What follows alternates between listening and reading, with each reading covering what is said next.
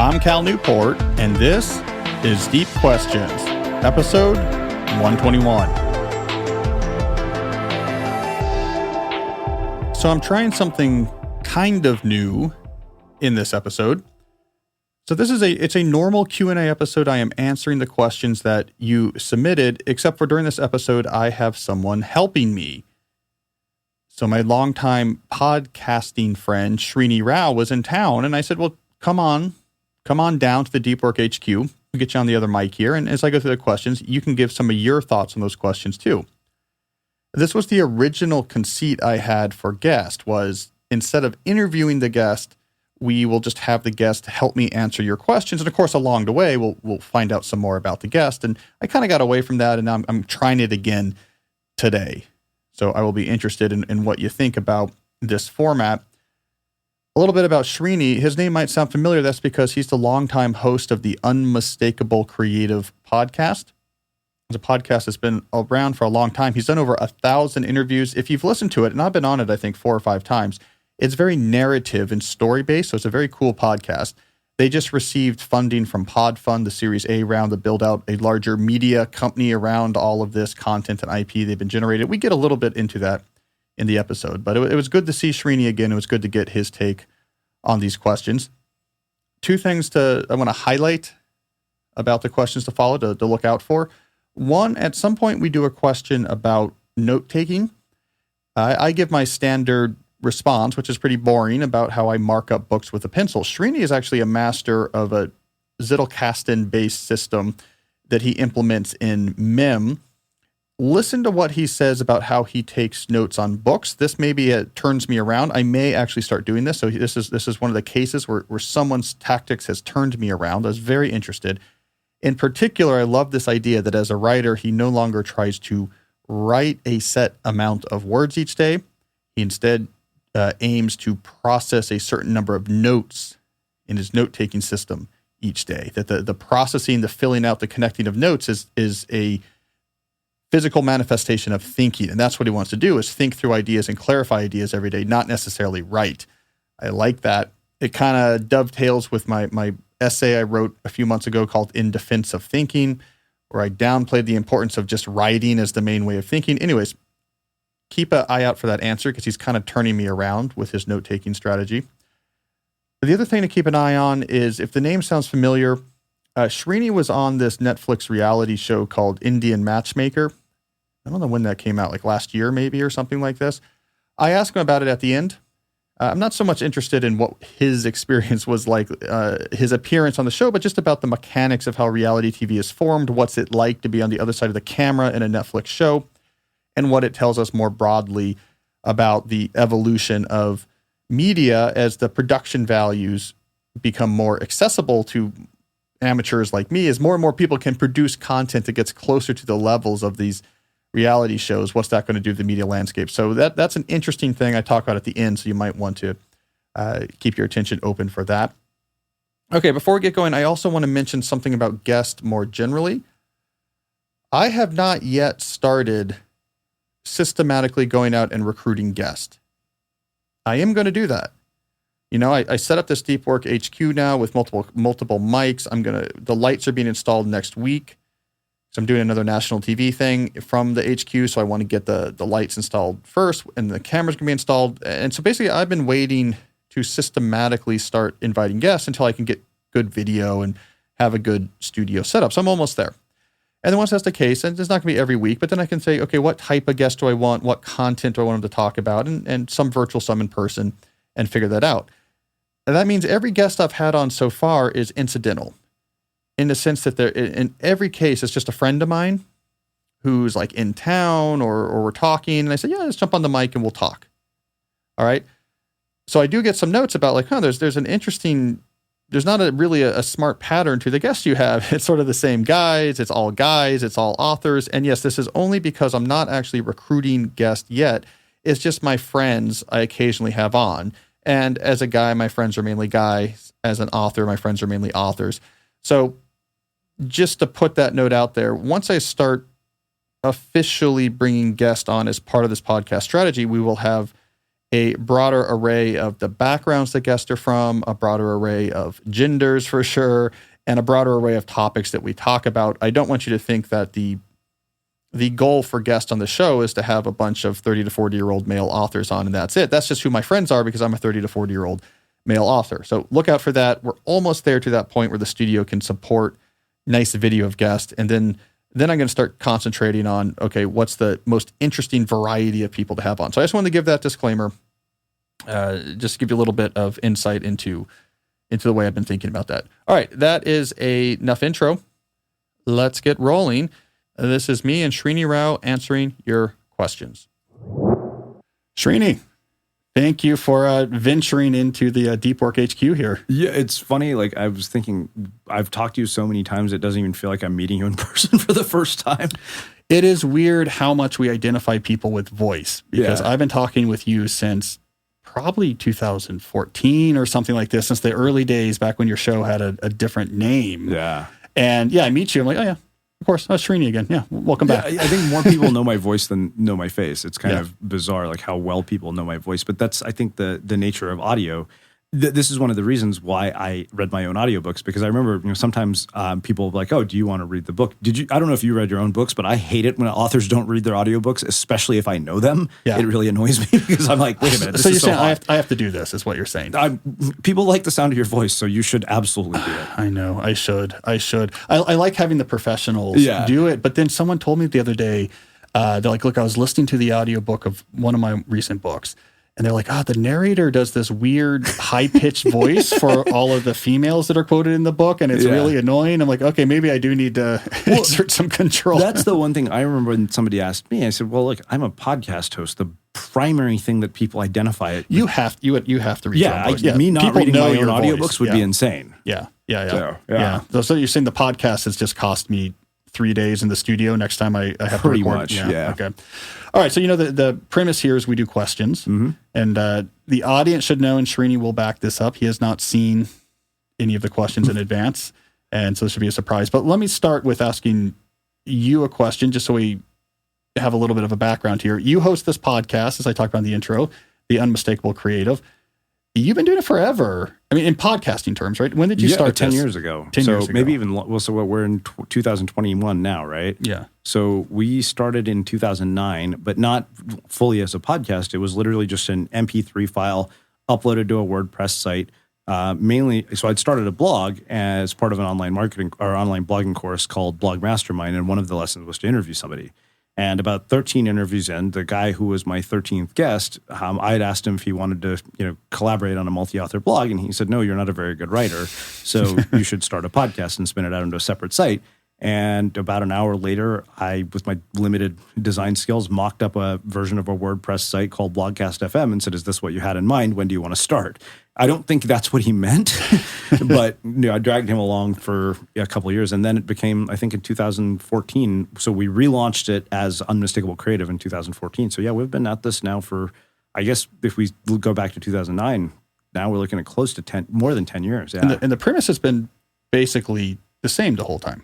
Well, no, not really. So initially when we started, because I was in that blogging course, it started out as interviews with up-and-coming bloggers.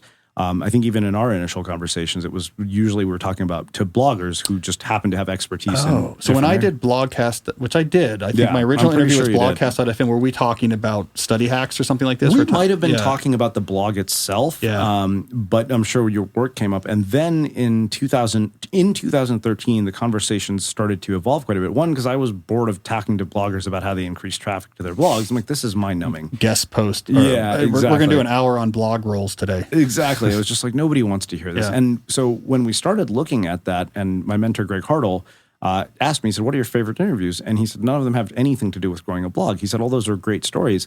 And we did probably the most counterintuitive thing that you should do for market research. We said, okay, let's not ask our audience. Let's go find somebody who we knew listened to the podcast, who was completely separate from this whole world. Like a friend of mine who's an engineer at Stanford.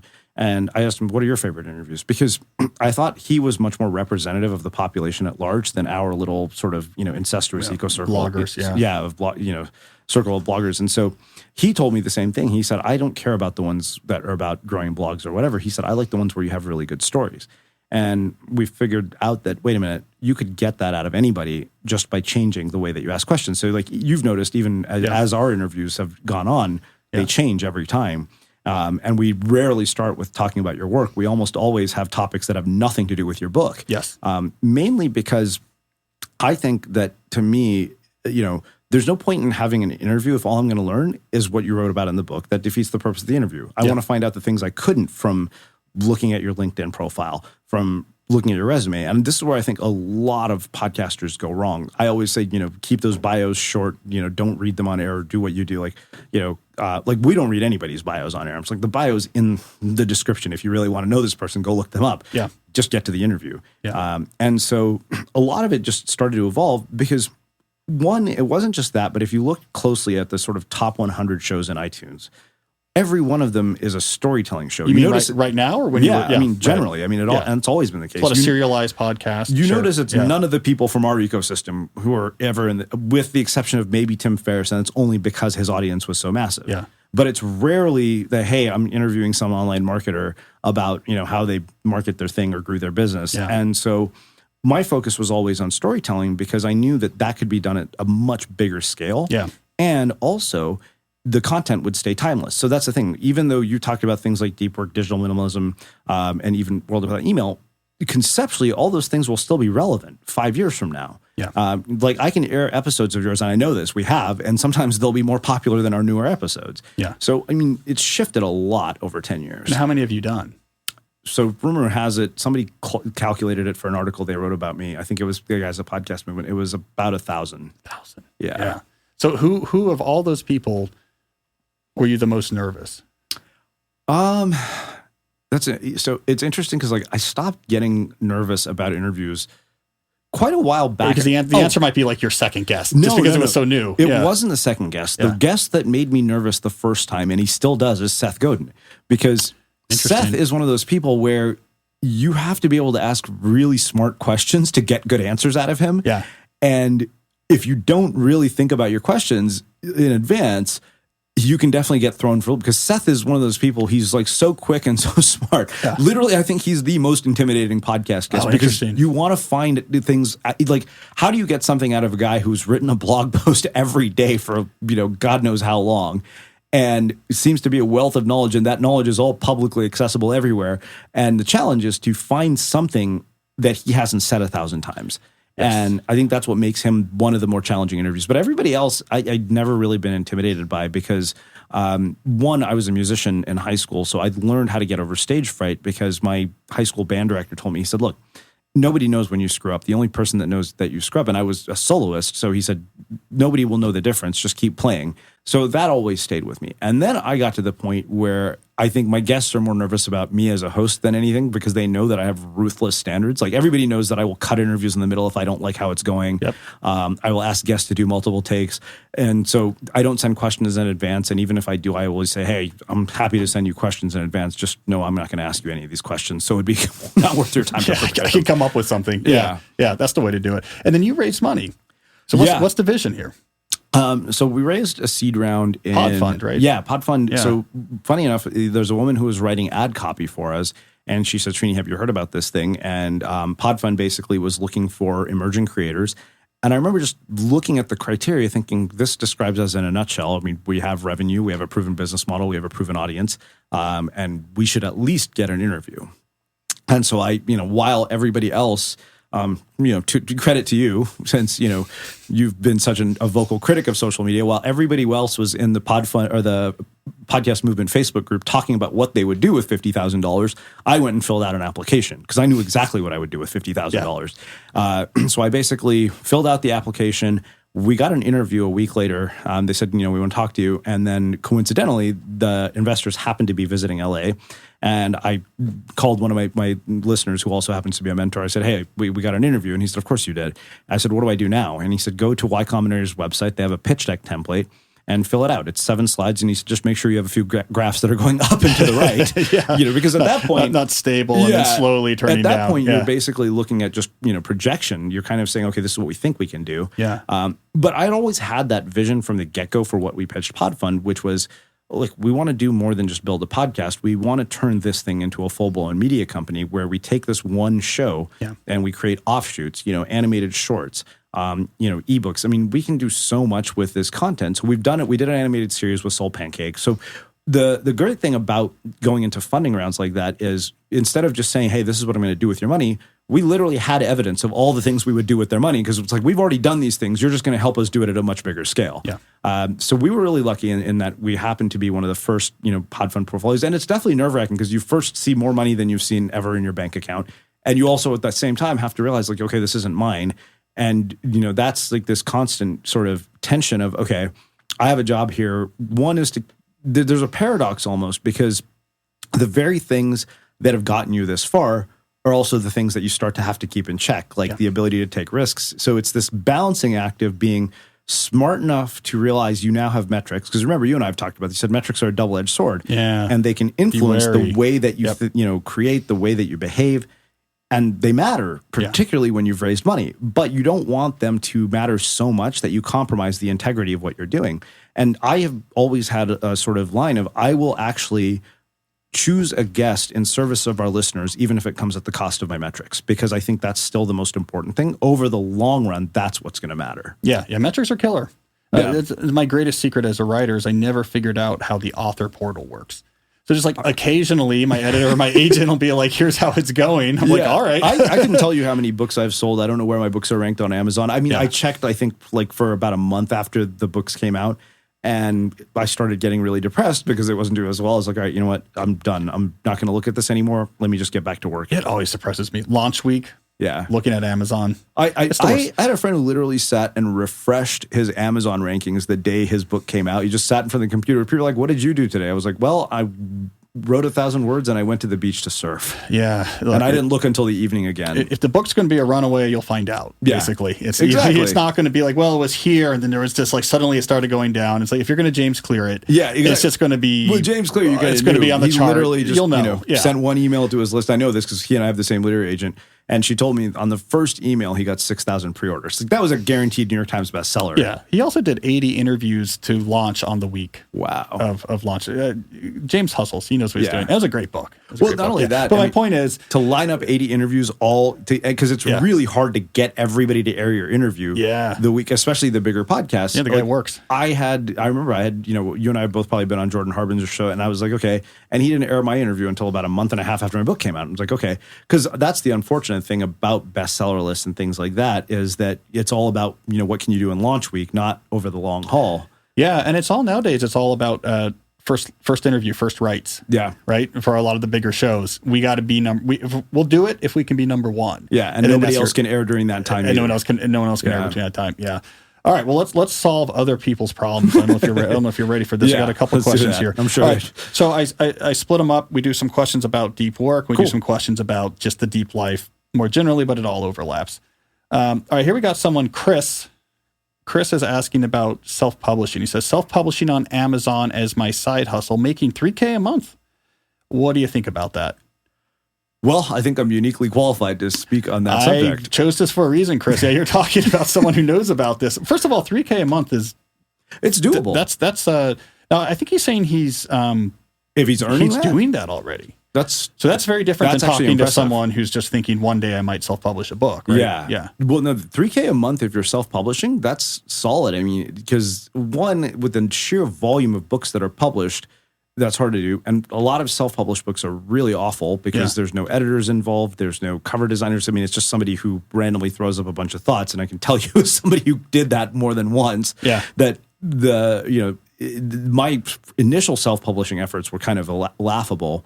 But then I had one that was kind of just this crazy, freakish runaway success because Glenn Beck, of all people, found it and loved it. Was this before the original Unmistakable Creative book you did with Portfolio? Yeah. Okay. So that book was what led to the book deal. I see.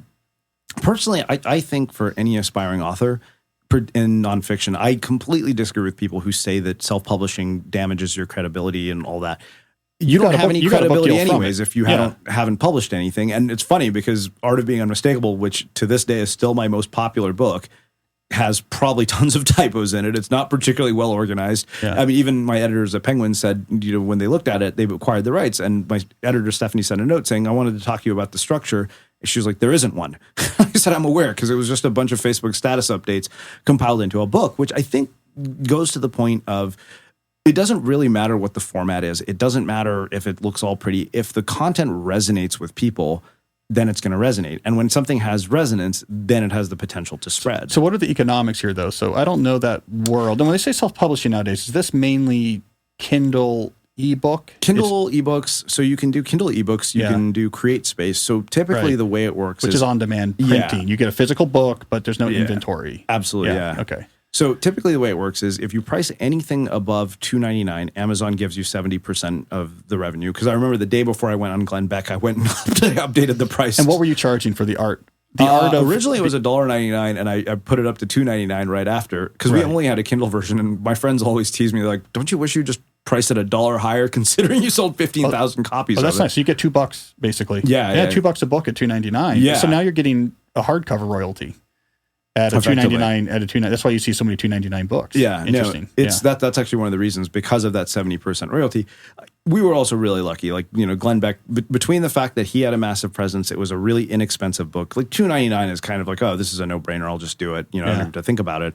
So I think that book hit number 7 on all of Amazon for about a day or two.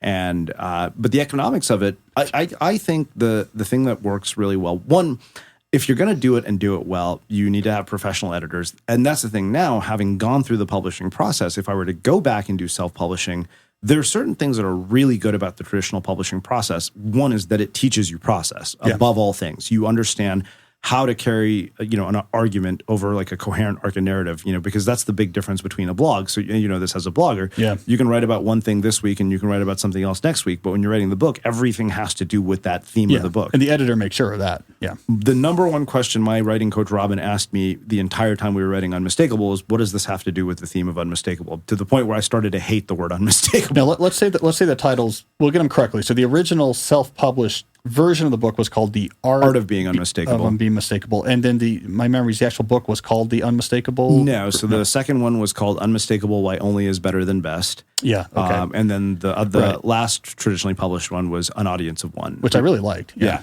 Audience of One, it's funny, that sold much better. Yeah, you did. Yeah. That one actually sold way better than the other two. Yeah. And partially it could be just because people know me. The other thing is it could be that it just resonated more. Yeah. Well, I mean, and the topic is, this is the right way to think about creative output. Yeah, for sure. Which the message obviously resonates today, because when people are thinking about creative output, they're thinking about, everyone's covered in metrics. Yeah. Like, well, what about likes? What about retweets? What's going on with this? Is this number moving up and down? Yeah. And and those numbers, I realized are effectively meaningless. We were just talking about, sort of book deals and people with large social presences and how their social presence actually has almost negligible impact on their ability to sell books. So we had another friend who had a book come out, I think, right before Atomic Habits, maybe 6-7 months before.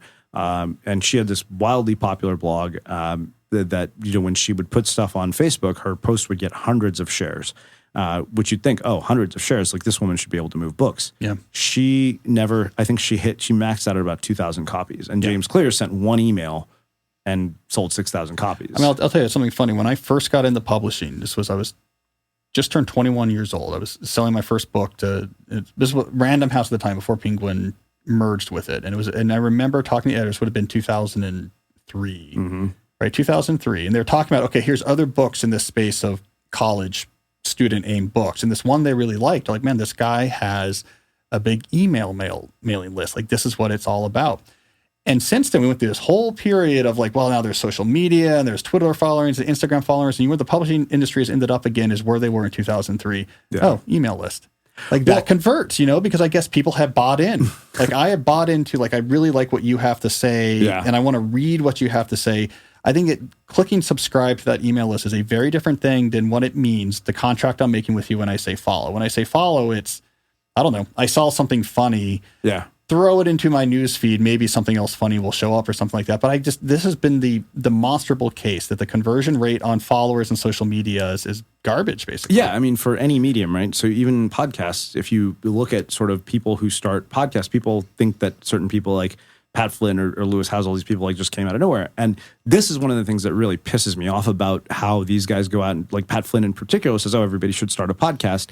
One of the things that's left out of that story is an important piece of context, which is Pat Flynn had a massive email list that he could tell about his podcast. Like, that's hugely important. You cannot neglect that when you're giving people this advice. Yeah. So if, for example, Tim Ferriss, it's like, why is Tim Ferriss's podcast so popular? It's like Tim Ferriss already had an audience of 1 million people he could tell about the podcast. That helps. And he was early. Yeah. And he was early to the idea that you can have on TV quality guests onto a podcast. Like he was early on that. Like, have on famous people. And he has access to famous people because, his audience is big enough that most people will say yes to Tim Ferriss. And rumor has it that Tim Ferriss podcast, if you appear on that show, that's one of the biggest drivers of book sales. It'll do more for you probably than appearing on Oprah would. I want to take a moment to talk about one of the sponsors of the Deep Questions podcast, and that is our longtime friends at Blinkist. You've heard me say before, ideas are power in our current culture, and the best place to master new ideas is in books. How do you figure out which books to read? Blinkist. When you subscribe to the Blinkist app, you get access to short explainers in text or audio that take just 15 minutes to consume of thousands of top nonfiction titles. You want to know what's going on in Homo Deus? 15-minute explainers. Oh, I got the big idea. What's going on with cryptocurrency? Let me get the 15-minute explainer of blockchain revolution, read it or listen to it right in my app. Boom, I've got the idea. And what I recommend is that you use these explainers to very quickly understand what's going on, in some of these important top nonfiction books. And then you can figure out, is this something I want to read in more depth or not? In some cases, the 15-minute summary is all you need. So you can talk intelligently about that topic. And in other cases, you say, great, now I know this is a book I want to read, and then you can buy it. So it's a great way to filter the books you don't need to read from the books that you should. Blinkist really is a must-have if you want to navigate this world of rapidly changing complex ideas. So here's the good news. Right now, Blinkist has a special offer just for our audience. Go to Blinkist.com/deep to start your free 7-day trial and get 25% off a Blinkist premium membership. That's Blinkist, spelled Blinkist, Blinkist.com/deep to get 25% off and a 7-day free trial. Blinkist.com/deep. Yeah, I've heard that. Of how influential he is. Yeah. So Tim, come on, Tim, I'm talking to you here. Come on. We need you here, Tim. Yeah, I've heard that. I've heard that about Rogan's podcast too, except for it, if they're talking about your book, which makes a lot of sense. He has a huge audience. So when he has on, an author he really likes, he's like, I have you on because I love your book. Everyone has to read your book.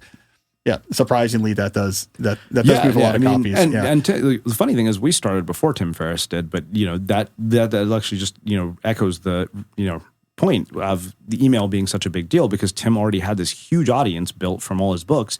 The day he launched, he tells 1 million people, and Tim Ferriss skyrockets to the top of iTunes. Yeah, and because so he was people early. That. Tim.blog was very early in blogging, had a huge audience because he had a lot of trends, and then he moved the podcast early. Yeah. I'll tell you, here's my insider story on Lewis Howe. I've done his show. He's got the studio out in West Hollywood. He's a sneaky good interviewer. Is he? That is why he is he is a pro at his craft, but he does it in a way that seems very just sort of informal. But he's a sneaky good interviewer. So I definitely have a lot of Lewis Howe stock when it comes to podcasts. You never know who's going to have the skill for it. Yeah. All right. So if we go back to Chris though, so $3,000 a month, this is basically, he's replicating, this was probably your experience. If you did 15,000 copies at $2.99 of the original ebook over about a 1-year period or an 8-month period, that probably, if it's spread out, would working out to something like that, low thousands a month. Yeah. Okay. So Chris Srini was in your exact position. I think he's in a better position than I am because if he's been able to maintain that consistently, that's huge. Because the thing is, once the work is done, you actually don't have to keep doing much else because you're basically just building a catalog. So, if I were to do what Chris is doing, I would approach it as if I am building a publishing company. Yeah. So he needs a bigger vision. Mm-hmm. This is a proof of concept that he has some sort of voice or topic or content that's connecting. but you're not going to build a livelihood or a long-term company out of just the self-publishing books. No. Let that been, because you self-publish your book early. Yeah. Now you have a venture-backed media company. So now the question is, what's next for Chris? So he has to figure out. Well, yeah. I mean, I think that if I were in Chris's it's a side shoes, hustle. Should he quit? I would think about potentially looking at it as, okay, do I have to be the only author in this imprint? Like, why can't I take on, if I'm self-publishing books, why not bring on other authors? Why not build something? Yeah. And the question there becomes how you basically compensate other authors, right? So like if I wanted to start a publishing imprint, there are two major limitations for me. I'm not going to come to somebody like you and say, hey, Cal, we're starting Unmistakable Publishing. Would you like to publish your next book with us? By the way, Portfolio will give you a 6-figure advance. I can't give you anything. Yeah. Will you sign with me? Yeah. The answer is going to be no. So, but I do think that the entire the Minimalist did this. Yeah. Asymmetrical Press. Yeah. Yeah. So they were trying this model. Yeah. I think, so the thing is, I think that a lot of people have tried this model. Belladonna is trying to, Yeah. I mean, they're a little more established, but it's like, what, 50% deal with the authors or something? Yeah. So the thing is, I don't Disruptive. like the idea of the author having to pay the publisher. I think that's lunacy. That's ridiculous. What I want to do is basically do a startup publishing company, basically where it's like, hey, go out and raise a round of venture funding and let's go head to head with the big five. Because once you've done a book deal with the big five, you have an insider knowledge of what the whole thing looks like. Yeah. That most people who are starting these self-publishing imprints don't necessarily know. Yeah. Like you and I both know all the flaws in the system, which there are dozens. I mean, the entire way they even acquire books is kind of questionable because they don't look at the right metrics. Like when, I hear an editor say, oh, what's your social media following? I'm like, it just makes me want to like cringe because I know that that's not going to make a difference. Yeah. Well, they want number. What can you ask? Though I will say what they do now is they build these business models. I remember you telling me about that. Yeah, but it's mainly based on past sales. Yeah, which is fine. I mean, and even that's hard to predict because I had 15,000 copies of Art of Being when I was Unmistakable. I didn't even come close to that again. And by the way, I think they can make the model say whatever they want. Yeah, because there's so many assumptions that go into it. They're like, okay, I really want this author. They want to still justify and protect themselves by saying, I built this model and we can justify it. But they just, you tweak this number. I think publishing is a lot like venture capital in that, my joke is always basically what happens is they give people like you and me book deals, and then Tim Ferriss and Michelle Obama make up for the losses they take on everybody else. I read a book about that, The Blockbuster Effect, right around the time Deep Work was coming out. Okay. And I was like, oh, and it was talking about the publisher of Deep Work was Hachette was the case study, right? And maybe even the Grand Central imprint where I was. Yeah. And I remember having a conversation with my agent after that because little known thing about Deep Work, when that came out, I was really disillusioned. I mean, there was no publicity. They had paid less for that book than they paid for So Good They Can't Ignore You. Wow. It wasn't really showing up even in a lot of Barnes and Nobles, right? I remember that at the time. I was really getting to it. I was like, so people I know can't even go find this. How long was it before it actually took off? I don't know. It's a good question.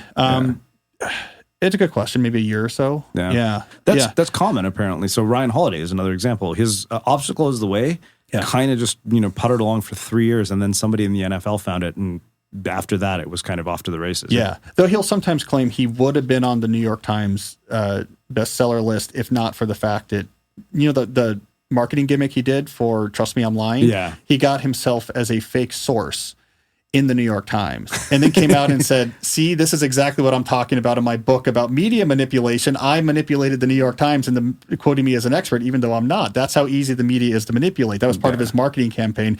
And he claims that put him on a 6-year blacklist, basically, because he was selling a lot of copies. I wouldn't be surprised. I mean, rumor has it. That's the other thing with self-publishing. I sold 15,000 copies. I made the Wall Street Journal bestseller list. I couldn't make the New York Times because I'm self-published. Yeah, because it has a bunch of other criteria, including like movement and indie stores and stuff like that. And by the way, my business plan, tell me, is this a good business plan? Here'd be my business plan for starting up. Chris, you can steal this, okay? But Srini's going to evaluate this and let us know if this is good. For starting up my own imprint. All right, you're going to bring in authors where you understand the space, you have a feel in them, but what you're doing is it's the deal is not just we're going to do your book. It's we're going to get your podcast going, and your podcast is then going to be a part of the network of the other podcast of the other authors that are in this imprint. If there's like an online course angle aspect to it, we have all the tech there. It's going to be a basically full featured presence that's all synergistic together. So basically the book is one of 3 or 4 things. we got nice studios. There's going to be, we can get you a good sounding show, a good whatever. We can get you a good show. We can get a good web presence or something like that, right? Like somehow it's... So I think the way I would look at it just slightly differently, I think you're right about having this sort of holistic idea that the book is just a component of what each person does. Because if you think about, if we go back to sort of the venture capital model, right? Like a venture capitalist, unlike an editor at a company, at a publisher, once they give you their money, they're going to try to hold you accountable to get that money back many times over. That's where I think publishing is wrong. They don't do everything they can to ensure that that book becomes a success. Now, that's not all VCs. There's plenty of VCs who will write you a check and, you won't hear from them. They're useless. Yeah. But, as far as podcasts go, the one thing I would think about in terms of modifying it is to say, okay, what's the medium that is most aligned with your natural talent? Because I feel like there was... What are the other mediums? I mean, video could be one that might make more sense. Like YouTube. Yeah, YouTube might make more sense. It just depends on whatever, That's smart. So, for example, if you're this incredibly talented visual artist or photographer, and this is something I've said before, what ends up happening is you dilute your efforts. So it's like, I'm starting a podcast because everybody else is starting a podcast. And so you go from being this extraordinary visual artist to now, instead of being extraordinary at one thing, you're average at two. Yeah. And it's basically the opposite of so good they can't find the medium that takes the thing that's generating heat in the first place and amplifies it. Find the medium that makes you so good they can't ignore you. Yeah, I like that. All right. So Chris, it sounds like do that. Yeah. Like, and hey, maybe it's the books, or who knows? It could be $3K a month. It could be he's doing some, $3K a month is solid. That's actually better than like 90% of people. Because I think people have a very skewed idea of how well people earn in our industry, because anybody can make it seem like they're bigger than they really are, with some good design, some fancy work, a few media appearances, people always think that I make more money than I do. Yeah. It's always a skew in that direction. People think, I had Jordan Harbinger on the show a couple weeks ago, and we were going through the economics of various shows, and he was giving us a reality check, and this was just in podcasting. Yeah. But he was reality checking podcasting. Like, okay, that show's probably making this much money. We weren't doing names, but like these calibers of shows are only doing this much money, and this is how many shows are doing this much money. And it was interesting to hear. There's this woman who she's the founder of a venture firm called Atelier Ventures, and I don't remember her name, but she wrote a article in the Harvard Business Review titled that the creator economy needs a middle class.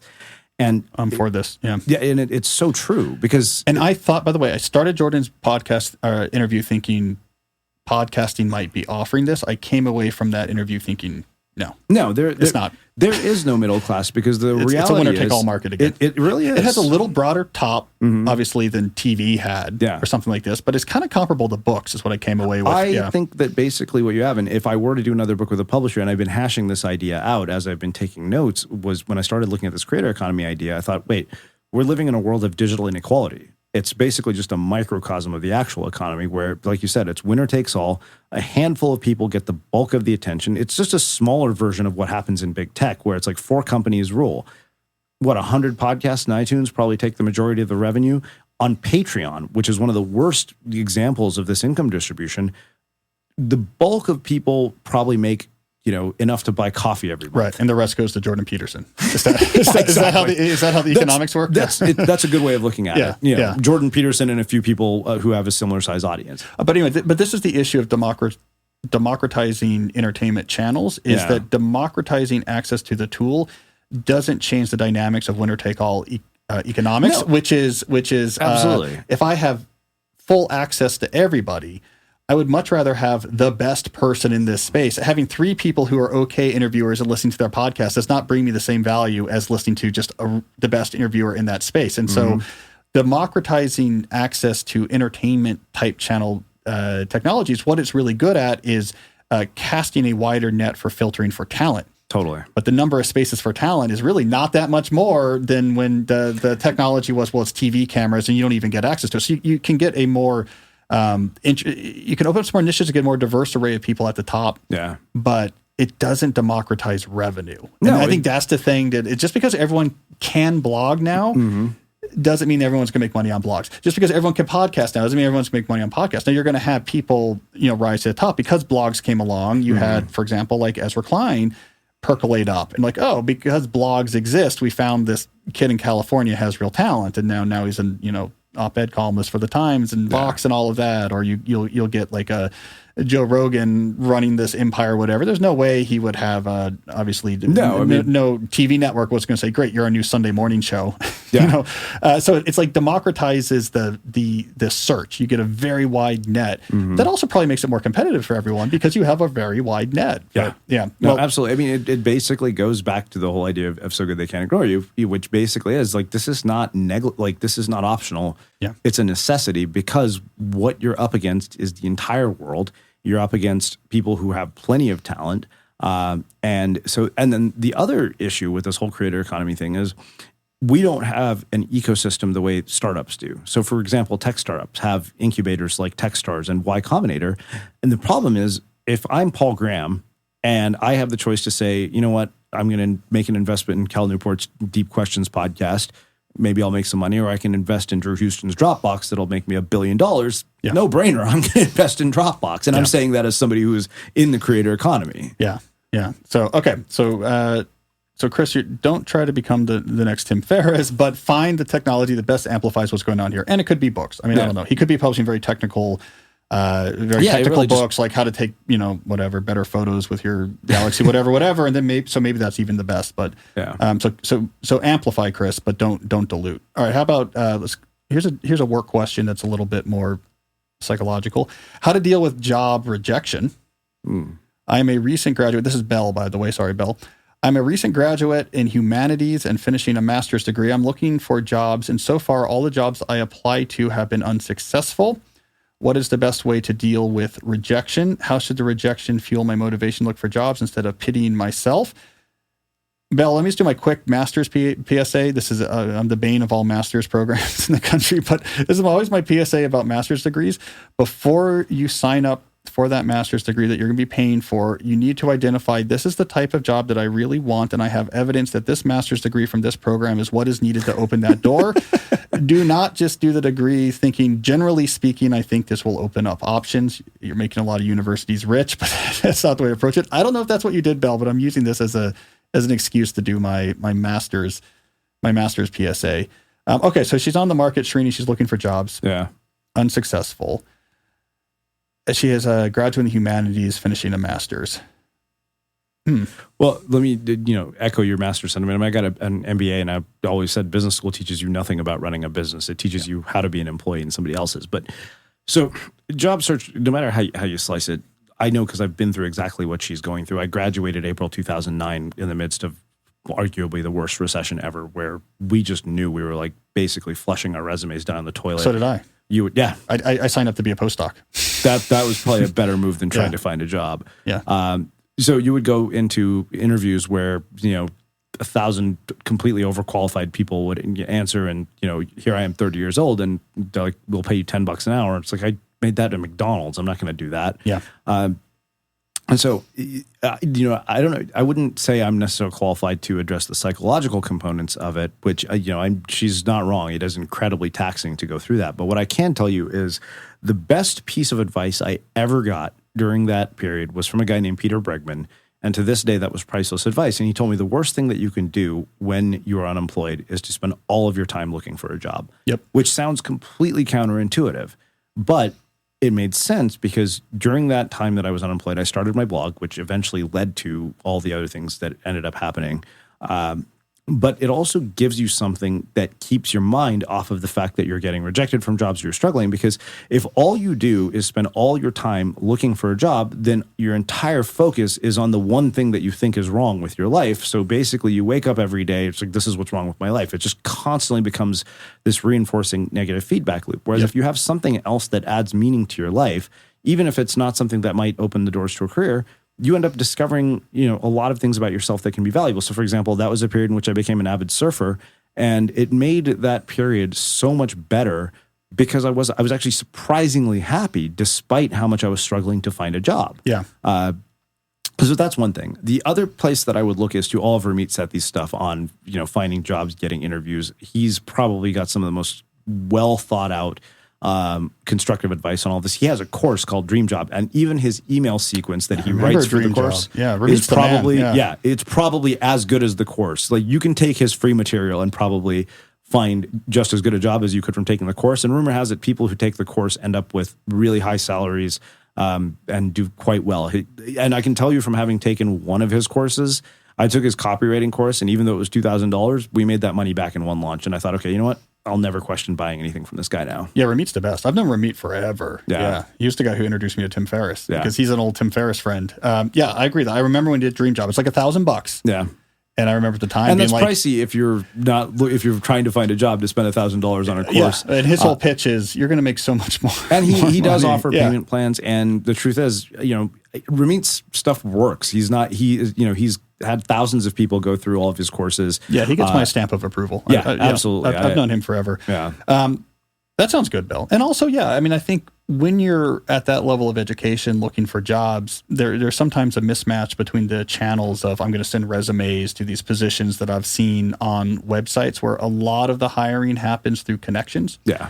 A lot of it happens. There's a lot of firms, a lot of organizations, maybe things that wouldn't have been on your radar, maybe smaller companies that need some people. They're not necessarily advertising in a place that you're going to see it, but they're like, we need good people. And if you're the value of being dependable, you've got your act together, you're organized, you're sharp, you have the training. I mean, there's always a need for it. It's just sometimes you have to network your way into that. Yeah, and I always found that going through the front door is the wrong way to do it. Another person who has a really great book about sort of back doors and ways to get in, there's a guy, Alex Benayan, who was a college student at USC, who wrote a book called The Third Door, and he got somehow interviews with everybody from Jessica Alba to Bill Gates.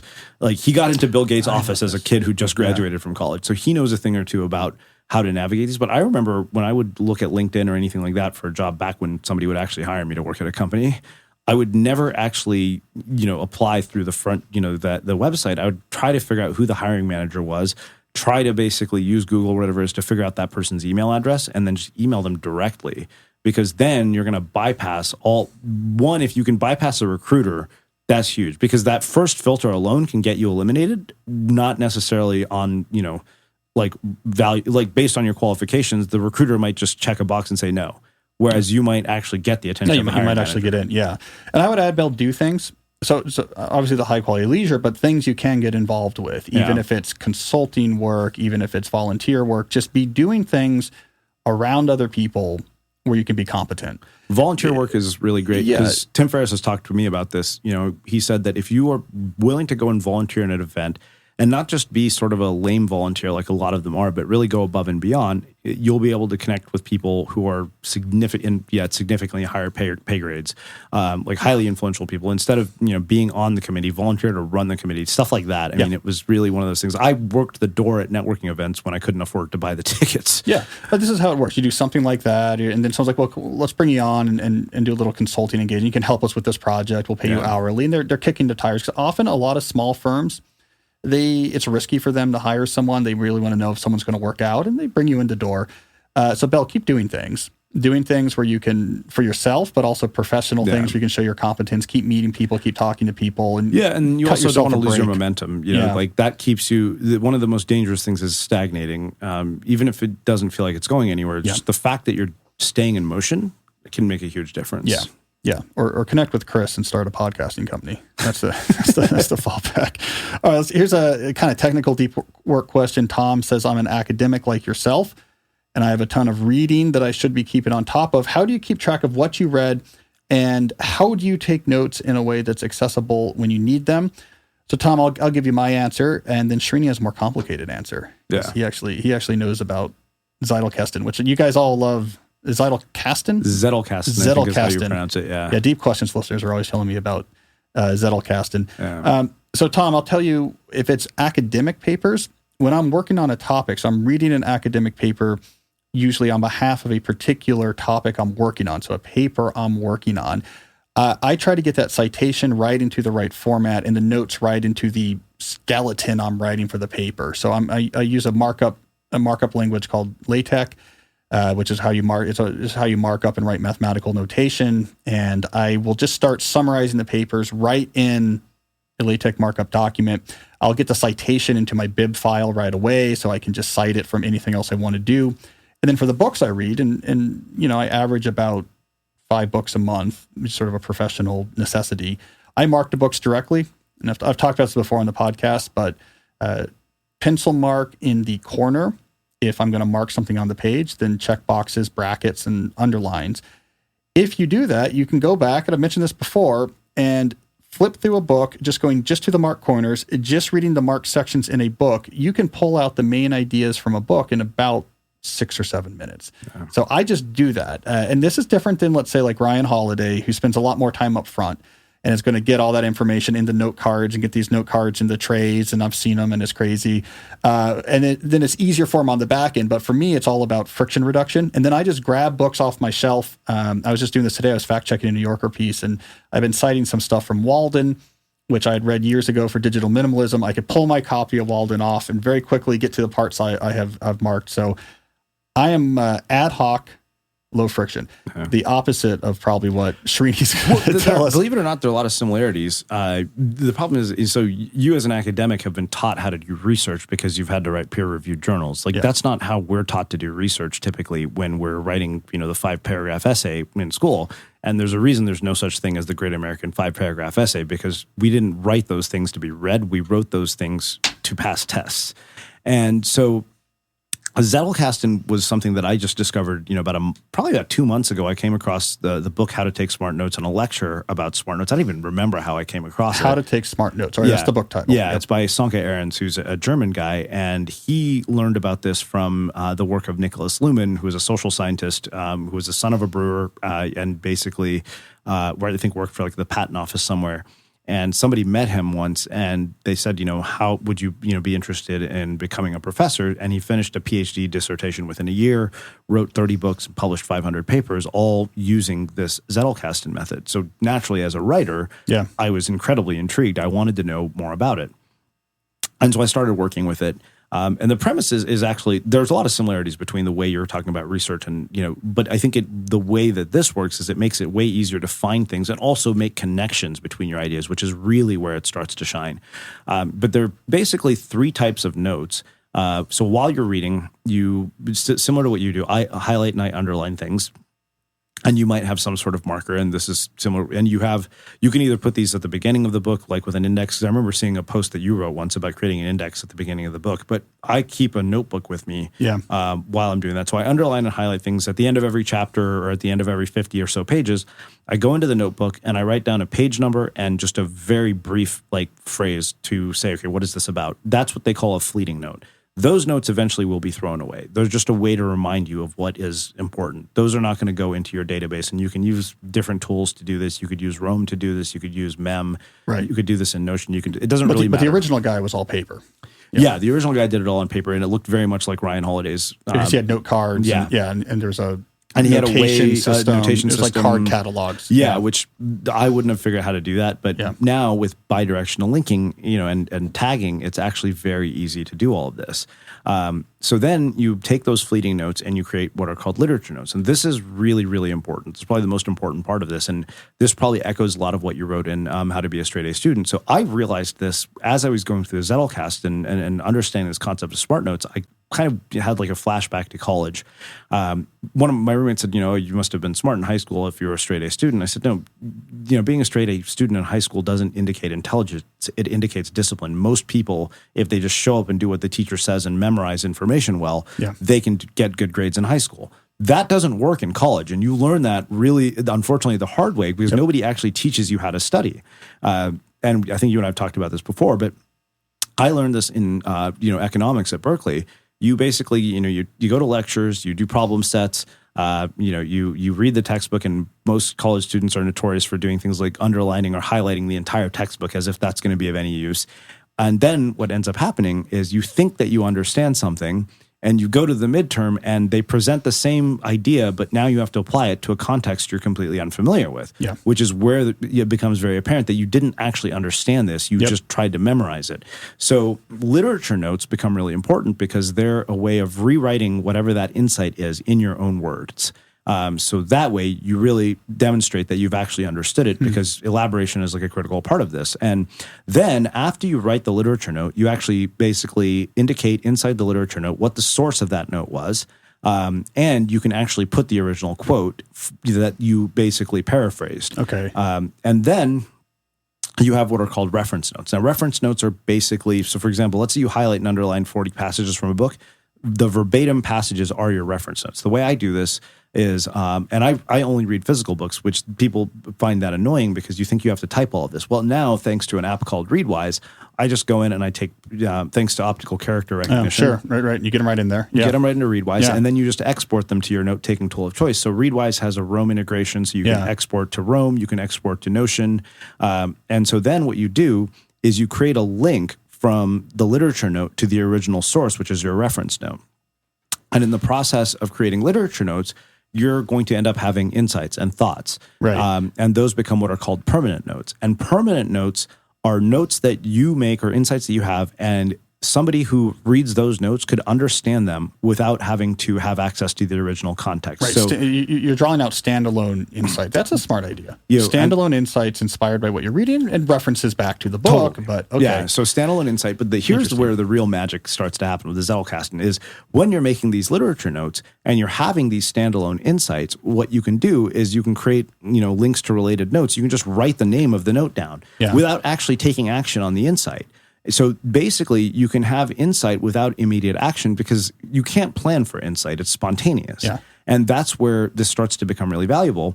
And the other thing that becomes apparent is that you start to realize that your brain isn't a hierarchy. So if you think about how we typically organize information, we organize it in hierarchies, like folders upon folders upon folders. Typically you go into Dropbox, and that's why people can never find anything. Yes.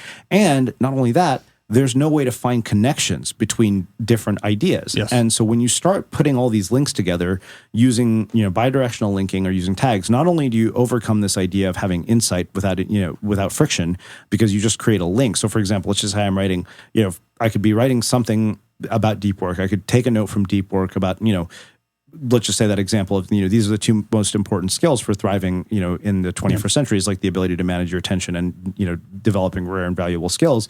And I could say, okay, and these are 5 of the most rare and valuable skills, on the market today. Yeah. That would be an insight. But the thing is, I could write nothing about that and just create a link. And let's say tomorrow morning I wake up and say, okay, now I actually know what I want to write about. So no idea goes to waste ever.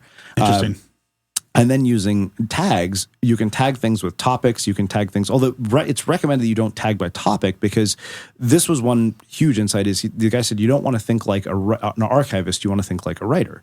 And so then you start to see that all these things have different connections between them. You realize your brain is actually a network. It's not a hierarchy. Yeah. And you start to be able to make connections between your ideas. And the more notes that you add into it, so, whether it's something like Roam, whether it's something like Mem or any of these other sort of network note-taking apps, the more notes that you put into it, the easier it becomes, the more valuable it becomes. And not only that, let's say, for example, I'll give you an example. So I have like 60 notes on decision-making.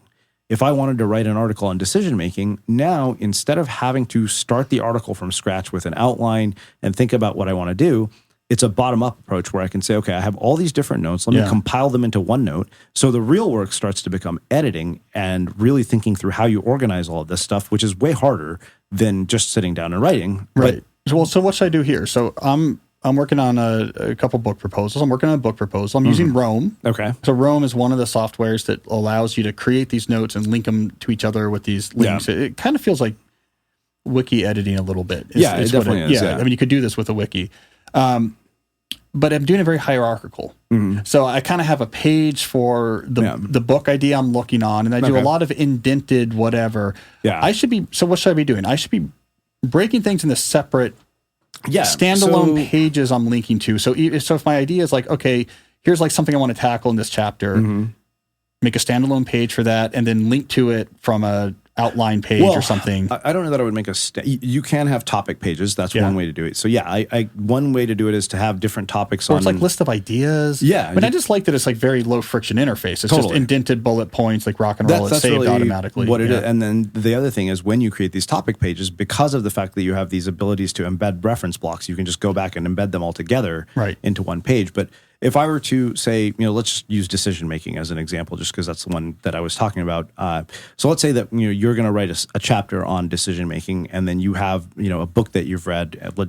Let's say you just read Thinking in Bets by Annie Duke, right? Yeah. And you've read, underlined or highlighted 10 different passages. Yeah. So what I would do is I would take each of those passages. I would create a literature note based on all of those passages. For a different note for each passage. But rewritten in your own words. Because then when you go back, see, what you're doing is The funny thing about this is I think the hardest thing about this is it changes the workflow that you and I are probably used to. Like even I was struggling with this because I write 1,000 words every day, and this negates the need for that, which is incredibly frustrating when I've spent 10 years writing 1,000 words a day. You're seeing an hour spent working on your notes. Yeah, is which by the way, I am infamous for. I keep giving this advice that like stop using the word writing in all these different fields as the primary and only activity.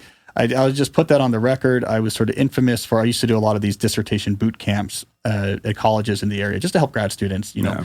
And everyone just talked about writing. Are you getting your writing hours? Make sure you write every day. It's all about writing. And my infamous contribution is like, well, writing is part of that, but there's like so much other efforts to producing a piece of intellectual output that's not literally writing. Why are we using the verb writing, right? Because a lot of it is thinking. You're trying to solve the thing. Exactly. You're trying to organize your thoughts. And when you get into the cult of just, did you get your pages? Yeah. Like that's not, it changes that whole workflow. Okay, and interesting. For me, that was a struggle as somebody who'd primarily depended on volume. And so when I saw this idea of, wait a minute, in 6 notes a day, which is actually not that hard to do, you read in the morning, you have some fleeting notes, and then you create. So if we go back to your Roam database, 6 notes a day. So some of this could be you going back to notes where you drop placeholders and working it through. And some of it is just dropping new. Could some of this be, okay, I read Andy Duke's book. Yeah. It's time I need to go back and start going through my highlighted passages and converting them. Well, and the other thing was, right, if you go back and you rewrite these things in your own words, you're going to have material that you can use in your book already. Yeah. So when you sit down to write the book, you're literally not starting from scratch or with a blank page. You have so much already written. Yeah. And so let's say, for example, you have your own insights or placeholders. You now don't have to think about, an idea that you had, while you were going through this research process doesn't get lost. Technical question. You create a page for the book in this instance, and then you create a page for every idea. Exactly. Those pages link, the idea page is linked to the book page. Now in Roam, it shows you automatically everything that links to you. Yeah. So then if anything brings you to that book page, you then can very easily see everything that links to it, which would be, that's interesting. So Tom, that's interesting. So that's basically the next step off of what I'm suggesting is instead of just going back to that book later when you need it and pulling out the passages, is at some point after you finish the book, process all those passages in the literature notes into a tool like Roam. You use MIM? I use MIM. Yeah. Okay. And there's Notion. Notion, I think, if I understand it doesn't have the bidirectional linking capabilities. That has been that's why a lot of people have been ditching Notion. But it has all these other fancy things. You definitely. Can create... I just turned on the light in here. It's trying to plug in my laptop, but I guess that was plugged into it. Yes, for the viewer who doesn't know, there's all sorts of technical chicanery happening while we speak here. Okay, so that makes a lot of sense. So you use a tool like MIM, like Notion. I'm going to start doing this, Tom, I think. Yeah. Create a page for the book. Well, create a page for every idea. I have a YouTube channel for MEM. I think if you just do Unmistakable Creative, The Creative Life or whatever, where I actually go into detail about this. And I did a free webinar for MEM. Search for Unmistakable Creative on YouTube. Yeah, and if you go to MEM's YouTube channel, I did a webinar for them titled How to Build an Idea Factory Using MEM, because that's effectively what this starts to become, is a factory for ideas. I'm going to watch that. Then I learned Roam from Thomas Frank. Yeah. Okay, so for Roam, you can look at Thomas Frank, and for MEM, Unmistakable Creative. I like this. I'm gonna have to do that. I'll say, here's my other. I had a controversial article a little while ago called "In Defense of Thinking," and one of the arguments I made in that was the focus on the first draft a little bit. Where this focus on writing as the primary activity of intellectual construction. Yeah. And what a lot of people are doing with it, will just write that crappy first draft. That's all that matters. A lot of what you're doing is just a highly inefficient way of trying to work out ideas and connect them. Totally. But you're wasting a lot of overhead because you're also trying to make connective flowing prose. But what you're really doing is probably, you're cutting out the middleman tree and you're like, I'm going to do 6 notes. Yeah. And a lot of time when someone is writing their crappy first draft, what they're really doing is just working out their notes on things. And then down the line, like, well, I'll use that one and that one and in my final. So yeah, I'm not big on... pages. I'm not big. So good. There's your new metric. Yeah, this is actually a really good way of going. Like so somebody once said the best indicator of how prolific you are is the number of permanent notes you create per day. Yeah. Which I thought is really interesting, because now it definitely changes the way you read and write. But then when you sit down to actually write an article, so recently I did this really extensive guide on conducting podcast interviews, which I wrote in different pieces, and it was about 9,000 words. Yeah. And then there's another article I wrote about a book called Little Bets. And I remember thinking when I started mapping it out inside the Zettelkasten, and that it would take me a week to write the article. Yeah, Peter Sims. Yeah, so good they can't ignore you. I talk a lot about Well, Little that Bets. book is instrumental to any creative person should read that book. That's on my must-read book list.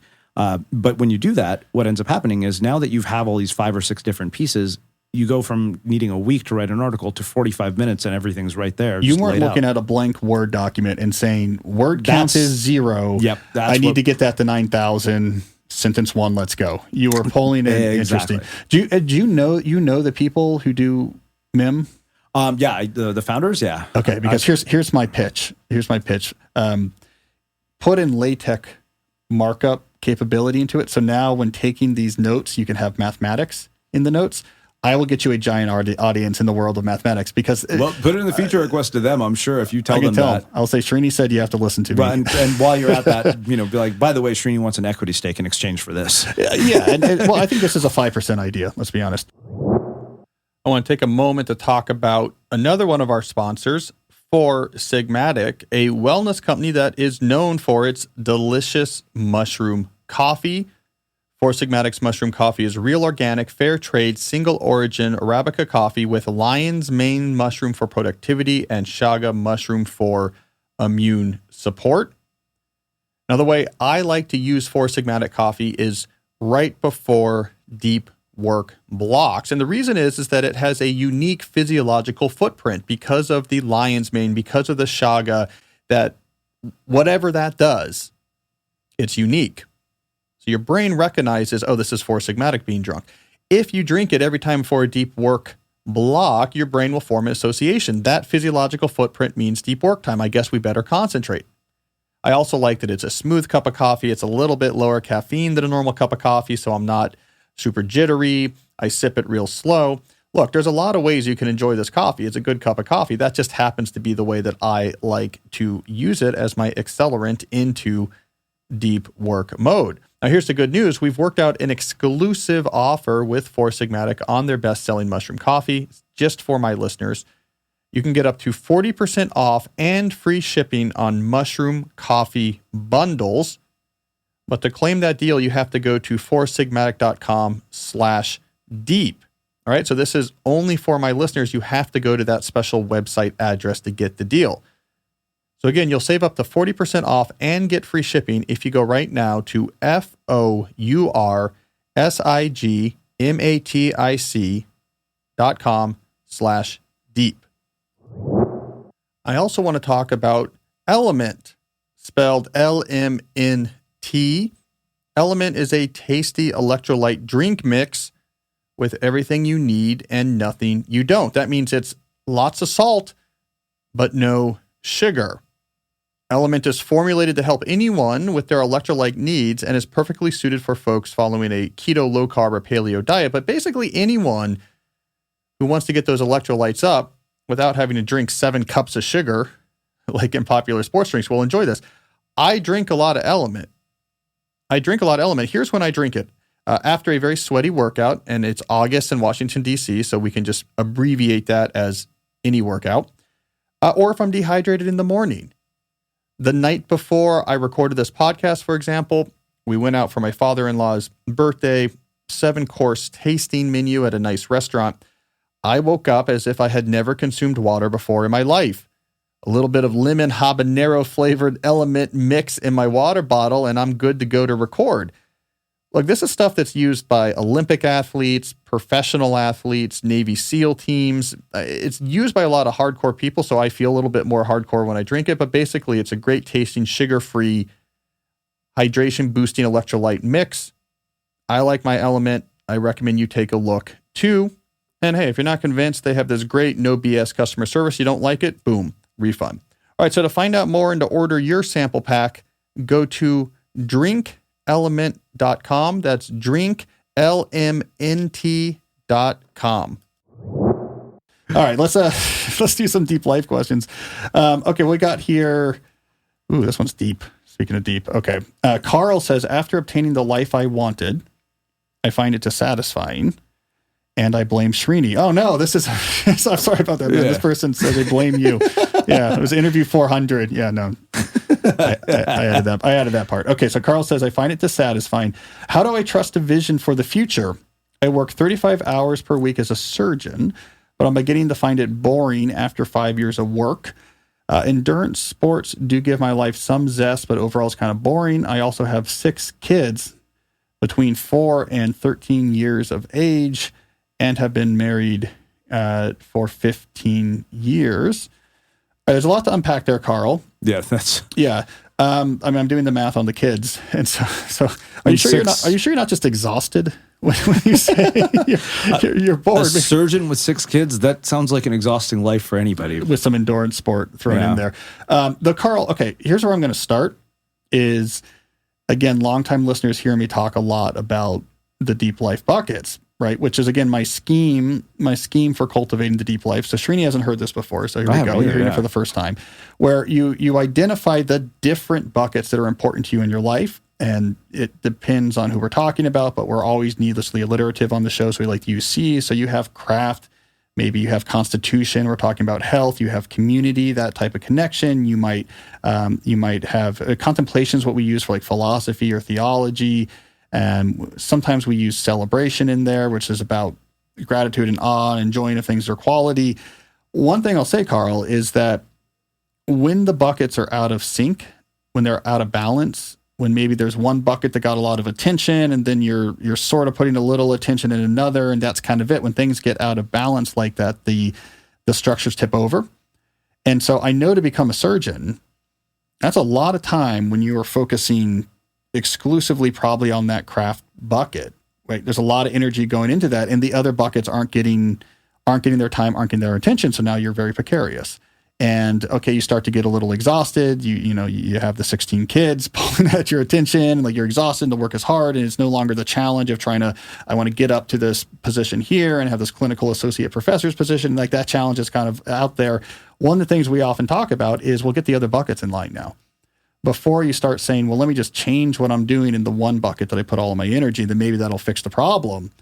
What are you doing with the contemplation bucket? What are you doing with the community bucket? How are each of these buckets are you finding this is something that really matters to me that I'm committing non-trivial time and attention to? And you put the keystone habit in place to show that you take the bucket seriously, and then you give it a couple months, bucket by bucket, to overhaul that part of your life. It seems to me that's step one. Yeah. Before we start doing you can't dramatically change a bucket when the other ones have been completely neglected. Yeah, I think that somebody once told me, like, no one thing, like whether it's a relationship, whether it's a career accomplishment, can be your sole source of meaning and happiness, because it's kind of like, who was it? It was a woman who wrote a book called How to Be Single and Happy, and she said it's a bit like a portfolio. She said it's like you're basically taking all your money and betting it on this one risky stock. Yeah. And she said you need to diversify your sources of meaning. And so that, to me, that always stayed with me as something that, okay, wait a minute, there's got to be other places where you get a sense of meaning. Yeah. I mean, obviously 6 kids, a job as a surgeon, that's, a pretty demanding life as it is. But to your point, I think the only way out of that, I mean, I don't know what kinds of hours. He's only doing 35 hours a week, he says. Well, that's so he must already be good. doing sort of more like shift-based. Yeah, so he's probably done with residency and all that craziness that comes with being a surgeon. And it's not trying to build up a 7-figure surgical partnership where you're doing 60 hours a week of surgery. A good example of somebody, I think, who's been a surgeon who really has had this very diverse career is Atul Gawande. Sure. If you look, he's done New York Times op-eds. He's written multiple bestsellers. He's a New Yorker guy. We share an editor at the New Yorker, actually. And he's great. I think he's a model for somebody like Chris to look at is, okay, like, what can I model from this? And then, what are other sort of tangential things that you can explore based on your background? Maybe it's teaching somewhere. Maybe it's researching. Because I feel like when you have a specific, very specialized knowledge like Chris probably does, there are probably numerous areas where you could go and apply that knowledge. I mean, so it sounds like when he says endurance sports do give my life some zest, it sounds like to me, and I'm completely guessing here, Carl, that this was just a sort of, let's take a random stab at the rest of our life. Like, I don't know, I'll do triathlons. Whereas, I talk about on the show, Carl, much more systematic about it. Keystone habit first. Every bucket has a keystone habit you come back to just as a signal to yourself, I take this seriously, and I'm willing to come back to this again and again. And then giving a 1 to 2 month period per area where it is your focus for those 2 months, overhauling that part of your life, and then being willing to repeat that again and again as you're trying to do it. The other thing I will add, because I've been thinking about this for this book idea I'm working on, you need self-knowledge as the foundation of making changes. So maybe surgery is not for you. I mean, maybe you want to do something different. Maybe there's something about the hours, or there's a stress to it. Okay, I could get that. But the self-knowledge on which you can make those type of big decisions, the more you are out there actually pushing areas of your life that seem to matter and trying to cultivate those areas of your life, what you are doing is getting in touch with those intimations that come from within, from which you actually gain the real knowledge about what's important and not, and the meaning and the resilience with which you build your life. And the better in tune you are to those intimations, the better decisions you can make. Because otherwise, you're just it's going to be random time, man. It's going to be like, oh, I don't want to be a surgeon anymore. I've seen this so many times. I don't want to be a surgeon anymore. I'm going to be whatever, a triathlete podcaster. And you just like, you make that change or something like that. You're like, this is what I'm going to do, or I'm going to quit and go and teach, high school science or this or that. But you're just swinging into the wind, man. Yeah. You want to be coming from a place of like, I understand what matters and what doesn't. And then when you like move to the farm in Vermont and do whatever, it's not random. It's like you're doing it from the perspective of like, okay, I have this really philosophies I feel seriously about how my kids should be raised and what's important in time, and I want to fix tractors or whatever it is. You're probably firing from the hip a little bit. So spend the time. That's a whole little bets concept, right? Even though we're talking about it in terms of creative work, like little bets are things you can apply to, self-knowledge as well. Blogcast.fm, little bit. That's a little bit, right? The entire thing, my entire career has been a series of little bets. Yeah, no, it was literally just 2009 when you're having a hard time in the job market. Yeah, you didn't sit down and map out. Okay, so then 10 years later is when we'll get the Series A round investment, and not even close. Yeah, the irony was I started it all to try to find a job, and that was kind of ridiculous considering I've been fired from every job I had. But now you're providing jobs. But yeah, all right, I like that. That's a good question, Carl. Quick one, Ivan, ebooks or paper-based books? You do no ebooks, right? I don't do ebooks because I find anything on a device incredibly distracting. I mean, I'm super ADD, so it's one of those things that like. But even on a Kindle, there's nothing else going on there. Well, I'll tell you what it is for the Kindle is I find it very difficult to retain things that I read on screens. Yes. And there's been research that proves this. I don't remember the woman's name. I think her name, Marianne Wolf, wrote a book about this called The Reading Mind or something like that. It had a squid. Wasn't there? I know the book. Well, she had a great book. Proust and the Squid or something. Yeah, all exactly. About, what a great book. Yeah. So she talked about this. And so what happens when you're reading on a screen, whether it's, Kindle, so think about an article you've read versus a book you've read. Like I know way more about the books I've read and I can talk to you about those for hours. If you asked me about articles I read, I couldn't tell you what I read yesterday on the internet. And that's because we don't actually read when we're reading on screens because we tend to scan, and we scan in this sort of F pattern, right? Where you kind of just do like literally you read the top line, you read the middle, you read down, and then that's it. So you think you kind of get the gist of it, but you don't. And I found that almost all of the best writers I knew, Ryan Holiday, Danny Shapiro, people who had really poetic voices, they all swore by physical books. And after that was all, and it's a pain to carry around physical books. And I know this because my wife gets mad at me about my roommates are like, we're going to need a storage facility just for these damn books. And they're still coming. Like Ryan had to hire a special moving company for the books. Yeah, Ryan's unrelated to the moving company. Ryan's but there's companies that do this. They're library moving companies that like specialize in moving books. Because, and Ryan recently opened up a bookstore, so that should tell you how many books he has. I had to hire movers when I came into this office to get my books into the office. It's also crazy. Okay, I'm with you though too. I will do ebooks though, Ivan, but I only do them when I need this today. Yeah. So I will do that. I'm working on a book and I'm writing a chapter. And I'm like, I need to read Marianne Wolf's Proust and the Squid. Like, I think I need that, and I need it today. I'm going to go through it today because there's some stuff in there I need. And typically, it's when I know there's like 3 chapters I need. But I will always do paper books if I can. Otherwise, because of my pencil and pen. Yeah. Because I have my library out there. Every book in there you can pull off and see. Yeah, exactly what I marked. That's interesting. Nicholas Carr's book, The Shallows, Ivan. If you want to see a good summary of Wolf's research on the F pattern. That's where I first encountered it. Yeah. He talks about it. And I wonder if I have an easier time with ebooks because I do a lot less like phone and tablet time than like if I'm compared to like a 23-year-old today or something. Probably, yeah. I might not have the same F pattern because I read my news in a paper newspaper, for example. Like I don't read a ton on my screen except for like stuff I'm actually writing. So maybe I'm a little better there. All right, Christiana, I'll do 2 more questions here. So Christiana says, I'm intrigued with your working backwards career advice. You suggest to think of the life you want and work backwards to a career from that larger vision. Can you share tips on how to do this? I find that having a singular grand vision is very difficult for me to conceptualize. Okay, this is good because I want to get Srini's opinion on this. That's funny because I was like, this sounds like your domain, not mine. Well, yeah, but you have an interesting backstory. Okay, Yeah. so first of all, Christina, I'm sorry, not Christiana, Christina. The thing you're summarizing here is not exactly what I suggest, and this might help clarify things. So she's saying I have a hard time finding a singular grand vision for my career, which I think is almost impossible to do. I mean, there's some cases you can. You're like, okay, I have an incredible athletic ability at a young age. I know I have a shot at the NBA. Okay, you can kind of have a grand vision of I want to get to this type of contract after whatever. But what I was talking about and what you're talking about, Christina, is the working backwards from lifestyle. That's the advice that I think you're picking up on. And it's something I wrote about years ago before So Good They Can't Ignore You came out. And I think I called that essay something like the most important piece of career advice no one ever told me, or something like this. And the idea was, think about what you want your life to be like.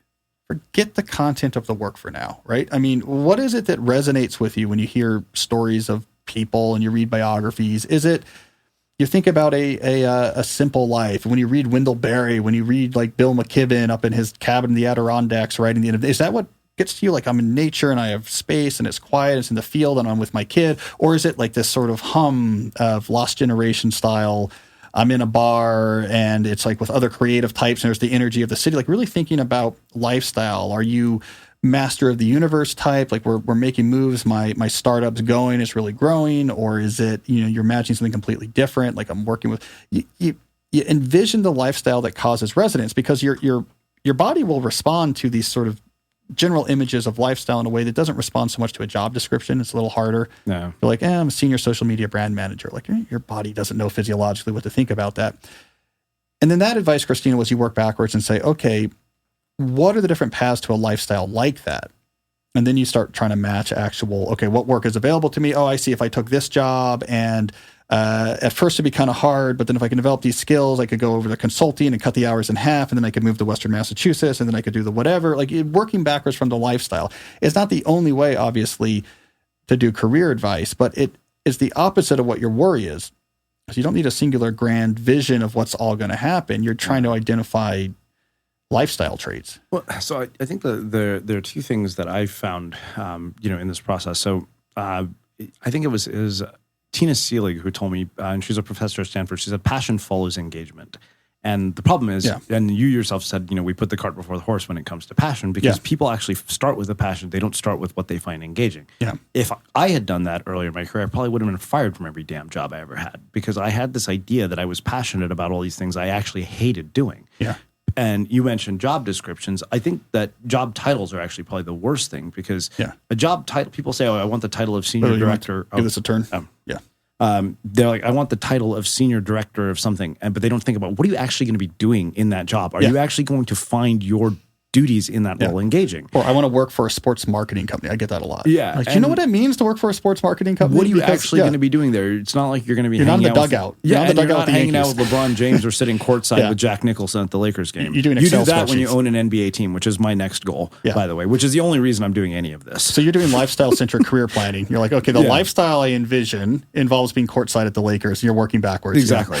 Not even courtside. We were joking. I remember the Milwaukee Bucks won the championship this year, and I was with my roommate, and he was like, we'll be sitting courtside. I was like, courtside is where the poor people sit. We're going to sit in the owner's box. Exactly. It's like, that's where the poor people, like artists and musicians, sit. Yeah, those are the $5,000 seats. Come on. I want the $50,000 box. Come on. Yeah. But the thing is that we never think about that whole idea of what we find engaging. So I discovered that in the process of building Unmistakable. This wasn't my job. I actually literally worked as a social media manager at an online travel company.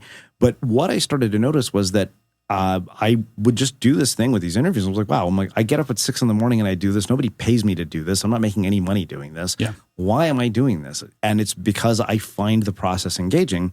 And so what ends up happening is if you find something engaging, you're going to stick with it. If you stick with it, you start to develop rare and valuable skills. Then you go from that to mastery. So it's basically passion follows engagement and meaning follows mastery. And so what I would say is when you're looking for opportunities or when you're doing different things is to, above all things, pay attention to what you find engaging and then start to figure out, where are the different places where I can incorporate all of those things. Because this pattern of expressing my creativity using technology, because people at the core of what I do, when they ask me, what do you do? I say, I use the internet to make things.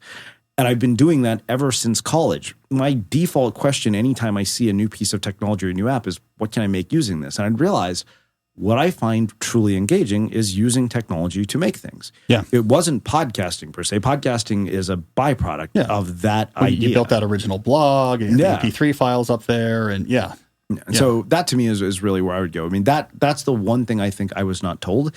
The other thing I would say is that, if you mismatch talent and environment, you're inevitably going to get lousy performance. And this is where corporate America falls apart in my mind, because they put people on performance improvement plans. They never question whether the person is in the job in the right job in the first place. I know this because I've been put on my fair share of performance improvement plans. Yeah. And so they're mismatching talent and environment where sometimes that same person, if you put them in a different role, would absolutely thrive. Yeah. Yeah. Find a role that matches. All right. So, gut in this sense then, and it's not gut. Again, all of this comes back from, it's not necessarily the specific content of the work, but the gut about this type of thing engages me or not, but this type of job engages me. That's the part I will add, is this sort of very non-job specific gut. And my example for my life as leaving undergrad, and I wrote an op-ed about this. This was way back when So Good to Kent came out. I wrote like a New York Times op-ed about this, New York Times piece about deciding between grad school or Microsoft. So I was a computer science guy, and I had the job offer from Microsoft, and I had the sort of the MIT grad school. And Microsoft would offer you money, and MIT would not offer you that much money. But the thing that really, and so I talked about that, the thing that kind of took over there was my gut was the lifestyle of a more busy corporate job. The like, let's hustle, let's roll. Like, we got a product going out there, let's like kill it in the marketplace. It just didn't feel right. I was like, I don't know, I feel stressful. If I don't want someone telling me what to do. And so I went with the grad school job entirely from a lifestyle perspective, for the most part, I think I would have a lot more freedom. And I remember having the thought, I could probably keep writing a lot easier if I had a lot more freedom. So it was just the feel for like what I was looking for. I wanted a more autonomous life where I had more free time and I could kind of pursue projects and not have to get up early and necessarily work long hours or put on a tie or something like that. And it was just a feel about the lifestyle. So I guess, Christina, both of these things would come back to, you don't need a singular grand vision for how everything's going to unfold. No. And so you can think about what is it that's actually engaging you. Passion will follow engagement. Great notion. Definitely So Good that Cagnori talks about it. And I'm saying focus on lifestyle too. If you want this type of, I want the family and I want to be in a suburb and I have these memories of my childhood I want to recreate, that's going to put you on a very different path than another way. It is, in other words, it's the lifestyle insight can help give you an intelligent way to shape the professional choices you make, and then how to go forward and how not to get in the trap. And well, don't take this promotion, go over here, because what you really need is the autonomy from this skill, not the more income, because the autonomy is going to help you hit this lifestyle better. Or no, I want the box seats at the Bucks game, so I have to go for the promotion because that's what's going to get me there. I hear that. All right, so one last question, kind of a deep life question. So Srini, you were on a reality show. Yeah. Right. Yeah. Real CEOs of whatever. No, but you were on the show Indian Matchmaking. It was a Netflix series. Yeah. Tell us what we don't know about how reality TV works. So this, because it had the typical beats of like talking head, like a mix between verite, so like showing things happening and then talking heads or something like that. Yeah. I'm just curious in the nuts and bolts. Yeah, well, it's funny. So, you and I are here in DC, and I'm here because I met a girl, not because of the show, kind of indirectly, and she's sitting here in the office. So she and I watched. Yeah, we should say Rennie is. Yeah, we we do have another person in the room. Who's like basically in the peanut gallery here. Yeah, but, this is we've broken the record for the most people in the studio at once. By the way, with 3. She had me rewatch the show a year later because I didn't want to see it again. I was done with it. I'm like, all right, you know what? I lived through this experience, and now I've seen it on TV once, and I had to deal with being inundated with all sorts of strange questions for about 3-4 weeks afterwards. But There are a lot of things that you don't see. The first is that everything in reality TV is made by editing. The job of a reality TV producer is not to showcase reality. Reality is pretty mind-numbing. If people just sat here and recorded, you and I hanging out for the afternoon, like if me coming to your house, people are like, well, that's pretty boring. But if somebody took it and basically clipped different, sections together in segments, they could tell a story that isn't entirely true. So how much were you filmed? Because I vaguely remember this show, there's probably just like 2 events involving so you, there's like two a date or major 2 events. dates or there's something. There's a date and there's a meeting with the girl's parents. Yeah. And so they filmed those. Right. And the thing that I was really cognizant of is that I already had a public presence. And so I thought to myself, like, okay, this could be a nightmare if I'm not careful. Because I knew that they can do anything they want with the editing. But the thing is, all they can use is what you give them. So we weren't getting authentic Srini necessarily. You were getting Srini being mindful of the fact that, wait a minute, a lot of people are going to see this potentially. I don't want to act like an idiot. Yeah. So, I called my dad, and he's like, when I found out I was meeting this girl's parents, he said, be polite. I was like, that's the advice you can give me as somebody with a PhD. I was like, that's useless. So then I called my cousin in India, and she lives here, but she said, okay, tell you what. She said, don't give too many specifics. Be vague if the matchmaker asks you questions. And then she gave me the most priceless piece of advice when it came to dealing with the matchmaker. She said, do what you do best. Interview her. So when they put me in the ride along with a matchmaker, I went in thinking, lady, I'm a conversational wizard. You're not going to get anything out of me. I don't want to tell you. Yeah. And I just peppered her with questions for 45 minutes. Yeah. To the point where she could only ask one question, and I gave her a very vague answer. So that was one big thing, because I had a cousin who's a media attorney, and I asked him, I said, here's the media release. Can you look at it? He said, look, this is a standard release. It doesn't matter what the release says. Anybody can make you look like an idiot in editing. Your job is to give them zero ammo they can do that with. Yeah. So, okay. So, but the nuts and bolts wise, so they film, there's certain events where they're filming. Did you have to do talking head stuff? You do a little bit of talking head stuff, but so for you, it wasn't a huge amount of time. No, it wasn't. Because this was pretty condensed. Like we want you, it was near where you already lived, or no, actually I had to fly to Houston. You had to fly to Houston, but they said in like a couple days, like you go on this date and there's just cameras just standing there, I guess. Yeah. Okay. And then you're going to do this ride along with the matchmaker. Yeah, I mean, it was all in one day. So and then come to a studio and do some talking heads, or no studio. Everything was all on various on-site locations. So I think I did. Everything was on. So I flew in on a Friday night. This was another one of those weird things. They didn't even tell me who I was going to meet until I got there on Friday night. Yeah. And then the next morning they started filming. I think at 11 o'clock. We were done by about 6 or 7. And the thing that's interesting is if you go back and watch it, and we noticed this, I didn't notice this, Rini did yesterday, she pointed it out to me, there's a lot of scenes in there where if you look, the way it was cut, you're like, this is the same, like it was like they filmed certain people talking for an hour, and then they put those segments on and clip them onto other parts where they actually didn't happen the way that they filmed. So that's the other thing. Nothing happens in the order that you actually see it in. So like if they were showing the date, they're going to mix match the order just to get a whatever. And they'll add things in that weren't actually. So, for example, somebody could say writers, something. Right? Reality shows have writers. They have editors and writers. You figure out what's the arc. Well, the job of a reality TV producer is not to basically showcase reality; it's to entertain their audience, just like the job of a podcaster is. So, once you understand that, you realize their job is to create a narrative, and so they could film something that has absolutely nothing to do with what has just been shown on screen. And they could say, you know what, let's add that little soundbite where this girl says this onto that, even though it had nothing to do with that and wasn't even related to that. But you were probably, it seems to me it must be different today versus 20 years ago. Because everyone is so used to being filmed and documented and self-documented and it being presented and context collapse and all of this, that it must be harder. I don't know if it's hard to do reality shows as a producer these days, but everyone is so aware. Yeah. Like, I get this camera. I'm used to being on cameras and like, I don't know what context this will be put in. And I don't necessarily think that's entirely true. I think it's because you and I are public figures. Yeah. You and I are hyper aware of how we come across. Well, you came across.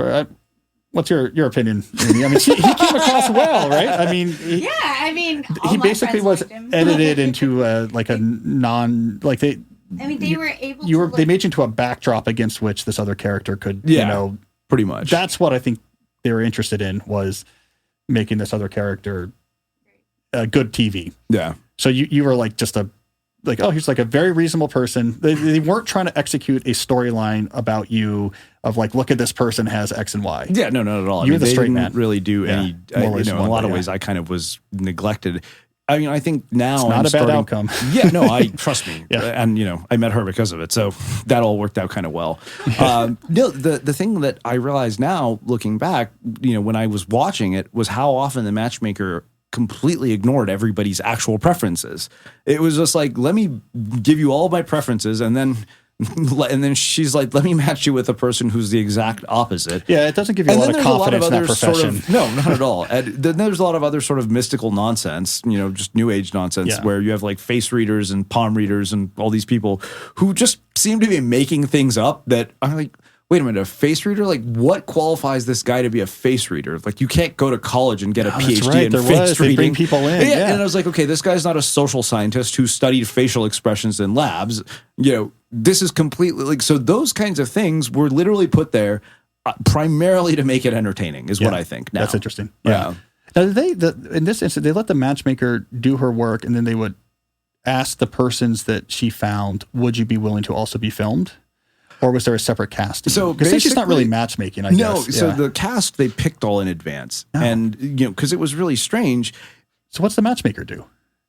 Am I revealing trade secrets here? I'm revealing trade secrets. I'm going to get you sued. I'm going to get you sued by Netflix. Most people don't already know, right, is that we're beginning to have a lot of questions about her credibility. Yeah. Because, one, nobody from the show actually was successfully matched.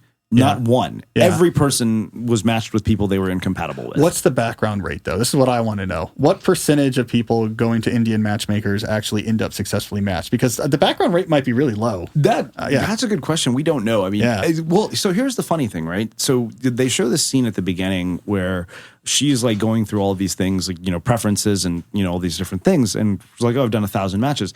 I'm like, if you had done 1,000 matches, the way that you approach this would have been much more systematic. I mean, you and I are systems thinkers. Like, I literally was thinking, I was like, wait a minute, you would, even if you weren't using an algorithm, you would have a way of making sure the people in the database that you match with each other have a high chance of compatibility. Maybe she just counts as matched, like I literally just got them to do it. Or maybe she did 6 million attempts, right? So you don't know the denominator. That's true. We're missing a lot of context. We're missing like, out of those I've done 6 million attempts, I've done 1,000 matches that were successful. 800 it's like having a really bad shooting percentage or like batting average at baseball. Yeah, exactly. Yeah, that's interesting. Okay, one last thing about this, unrelated specifically to the show, is I'm sure you saw working on this, being involved in a show, that the overhead of that just cost-wise must have been huge, right? Like all these, or do they have it down more to, because I went down a rabbit hole of reality TV production. Yeah. And like I know Discovery, part of their profitability is they got the number down to about $400,000 per hour to their production costs. As they really got those type of cameras journey, I think they got down to a very small crew, and probably maybe that's what you were seeing with the Netflix. Well, it depends on kind of the nature of the content, right? So if you think about Indian matchmaking, overall, you're working with a cast that's completely free, so that costs you nothing. Yeah, crew. It's just crew. Basically. Your crew is basically what costs you money, and they're all basically contractors. The sets are all paid for, so you're not paying for locations ever. Maybe people got paid for the locations got paid somehow, but come to think of it, my date was an axe throwing date. I don't remember even seeing the name of the axe throwing place. Yeah, but it's probably that's full time. But it's full time. You have these editors, these cameramen, these whatever for probably a 12-month production run or something. It's like salary and benefits. Yeah, I kind of wonder how much. I for Indian matchmaking, I don't know. But they might have hired local crews and done the whole game. You can definitely do a lot of things on a budget in a way you couldn't before. Because right after, I think pre-Indian matchmaking, just for fun, I took Ken Burns' documentary filmmaking class on Masterclass, and I decided to make a documentary about the women in my family because they're all amazing cooks who make the most delicious food with no recipes. So I just made this documentary short called 0 Recipes, and I shot the whole thing with an iPhone. I used a couple of microphones. And the production quality was surprisingly good. So I thought to myself, wow, basically a lot of the documentaries I see are just talking heads, but they're edited really well.